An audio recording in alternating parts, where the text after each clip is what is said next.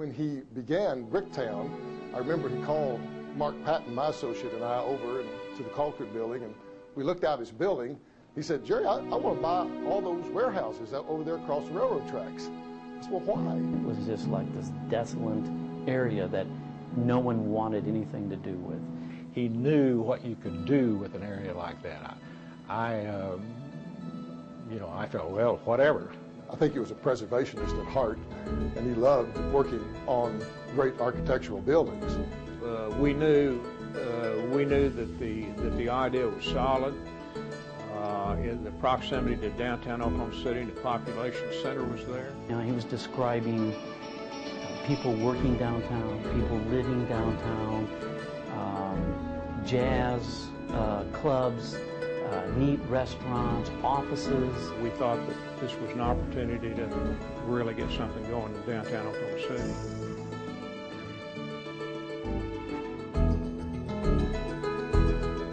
We sat with Neal and developed a list of all the help that we would need from the utility companies, zoning, planning, revocable permits, utility relocation. The city was not a partner in Bricktown when it first started.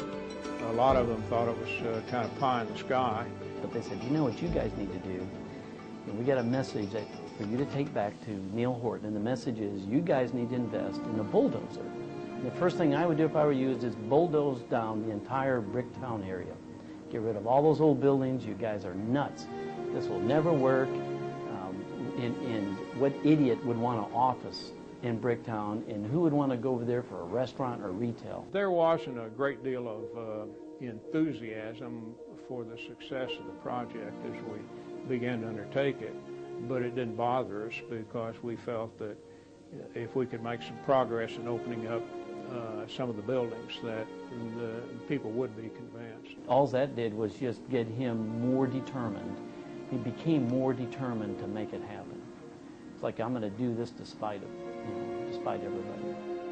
I didn't have the appreciation for what you could make out of a project like Neal did. A lot of them thought, well, it'll be a good deal if it works. And they'd say, I don't think it'll work, but I think it'll be a good idea if it works. So, well, you could never say that Neal was behind the times. In fact, he was ahead of the times most of the time.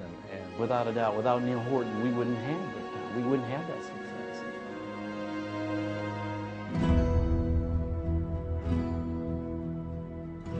The intrigue was to take existing structures, multi-story warehouse buildings, and change them into office space. It was an excellent idea. It's just that the market didn't cooperate. The oil boom, as I recall, it kind of faltered or was on the way out, and the general attitude of people in that business was not what it was a year or two before when we became involved in those properties. In the late 80s, it was not a fun place to be in Oklahoma City. Real estate values had diminished by 30 to 50%. I never did feel that he was bitter over the fact that he had invested monies and the thing and gone south on it. I'm not sure anybody really realized the day that Penn Square collapsed what that would do, or the aftermath of it throughout the banking community in Oklahoma. When you think that the 9 of the 10 largest banks in Oklahoma City failed. It was very easy to get down because everybody had problems at that time, but you wouldn't know it in talking with Neal. I think that he was one of the few people that could overcome these hardships if he could. If not, he would make the best of it he could. And so I always admired that.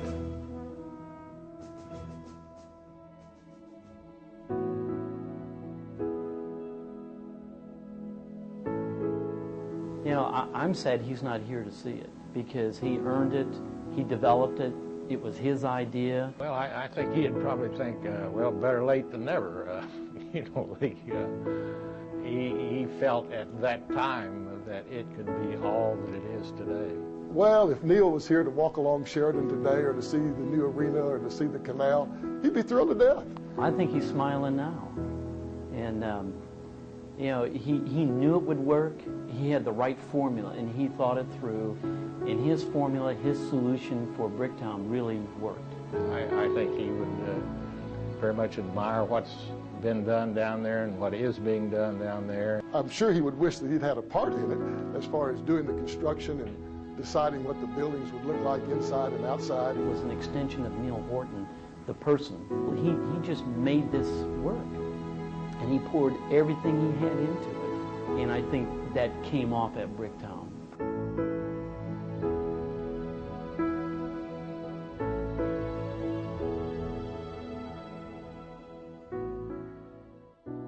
I don't know if anybody didn't like Neal. He was a wonderful person. Neal was a joy to be around. He approached his work and his projects and all his activities with a smile. It was a lot of fun being with Neal. It was kind of a whirlwind thing, but he could always see the upside of a situation or a project. He had this let's do it right the first time attitude. Always well dressed, pressed shirt, nice tie. His attention to detail, to just himself. His physique was such. Well color coordinated. He's a good looking man. He had that kind of funny smile. He was very jovial and easy to be around. And we had a lot of good times, and we enjoyed each other. And I did enjoy him, and I miss him very much. I wish he were around.